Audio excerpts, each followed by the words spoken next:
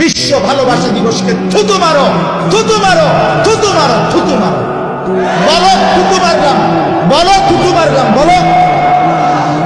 আগামী 14ই ফেব্রুয়ারিকে টার্গেট করে, আজকে 12ই ফেব্রুয়ারি, কালকে 13ই ফেব্রুয়ারি, তারপর দিন 14 ফেব্রুয়ারিকে সামনে রেখেছে যুবক, তোমরা বিশ্ব বেহায়াপনা দিবস, ওয়ার্ল্ড ভ্যালেন্টাইন্স ডে নামে, বিশ্ব ভালোবাসা দিবসের নামে পাশ্চাত্যের ইউরোপিয়ানরা ওই হাইওয়ান আর জানোয়ারের নিকৃষ্ট স্বভাব, যারা দুশ্চরিত্রতা, বেহায়াপনা, যারা ফ্রি সেক্স, ফ্রি মিক্সিং, অবাধ যৌনতা, অবাধ স্বাধীনতা, ছেলে মেয়ে নারী পুরুষের কোনো বিভাগ নাই, যার যেখানে মনে হবে জন্তু জানোয়ারের মতো যারা নিজের যৌন চাহিদা পূরণ করবে,